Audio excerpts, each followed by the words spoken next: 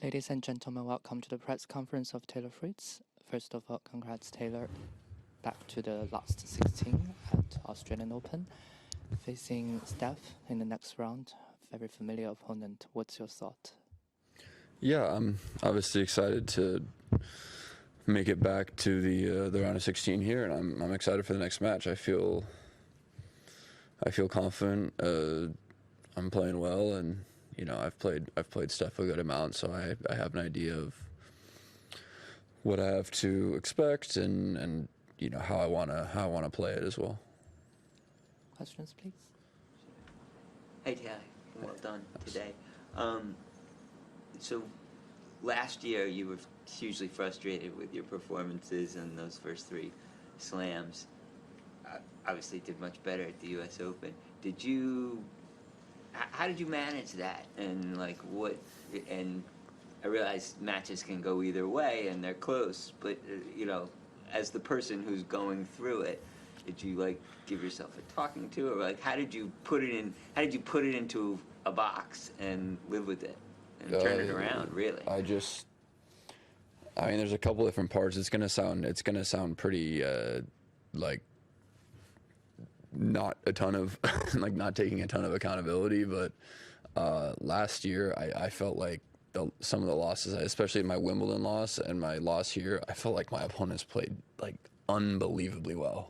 I don't think I played bad in either one of those matches. I felt like my opponents just played so well, and what, that happens sometimes. You're a higher seed and you have a target on your back in the first round or two when you're playing guys that aren't ranked as high and they have nothing to lose, and they just play like that sometimes. And I think that's kind of what happened in the first round here, and I did a good job of raising my level above just average. I think that's the biggest difference from last year. Was I was a little bit tight in those situations, and I couldn't really count on myself playing better than just average. And I don't think I should lose those matches when I'm playing at my average level, but I was losing them. So this year, in my first round, my opponent was playing really well, and I raised my level above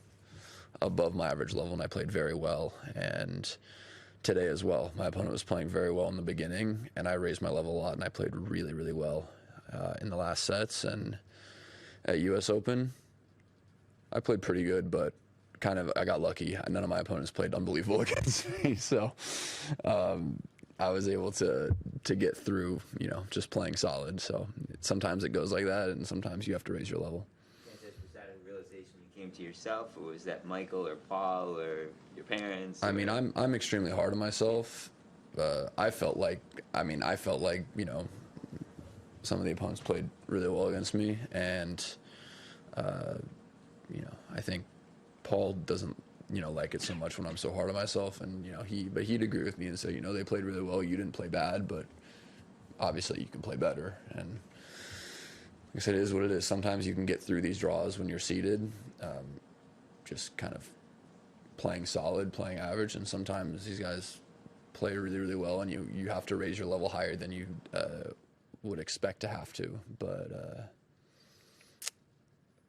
yeah, I've done a good job of that this week. Did Marozsán surprise you at the first set, or you were wrong? Yeah, he was.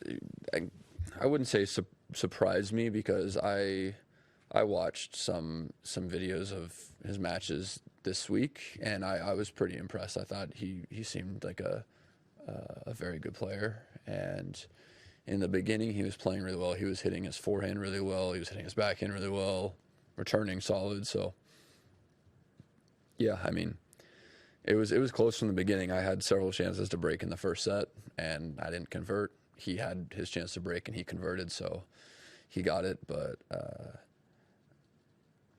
yeah, I felt like the first set was pretty even, and I thought that his level was high. Played against Vucevic and now against Marozsán. Do you mind to compare the two Hungarians? Which one has a bigger potential? I don't know about bigger potential, but I can compare the styles. Marozsán, his backhand is the better of the two for sure. He has a really solid backhand. I mean, his drop shots are great. His forehand's good when he has some time to play with it. He can be aggressive with it. I think overall, I'd say their serves are pretty close, similar in level. Fucsovics, I mean, has a better forehand, way more dominant forehand. When he's in the backhand corner, stepping around and ripping forehands, it's really dangerous in playing him. Congrats on your win today. Thank you. My question is about Kei Nishikori. Mm-hmm. He's out of the tournament, and his last match was the match against you when you played in Atlanta. You won in the straight set. You played with him for like 4 times. Can you talk about what kind of form he was in Atlanta, and could you talk about his style of tennis? Yeah, I mean, to be honest, it sucks to see that that was his last match, because I thought that he was definitely kind of coming up and playing a lot better. I believe he had I'm pretty sure he had just won a challenger before that, and he beat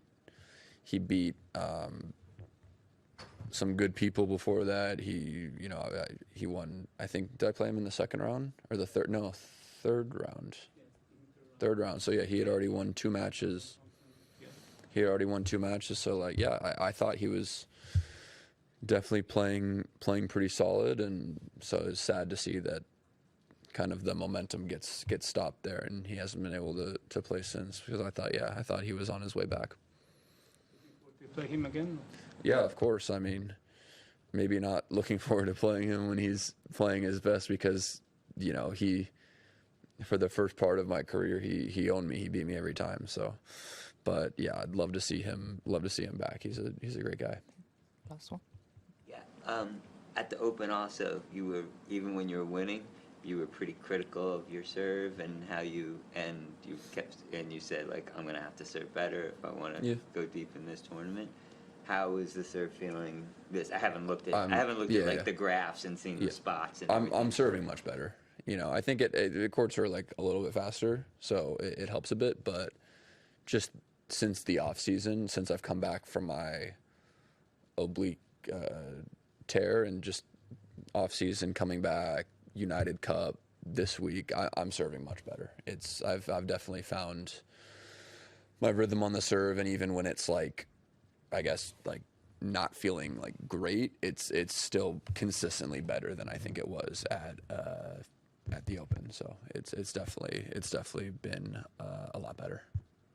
A little easier when you're not getting a knife in your stomach every time you serve. That's true. Yeah. Thank you. Thanks.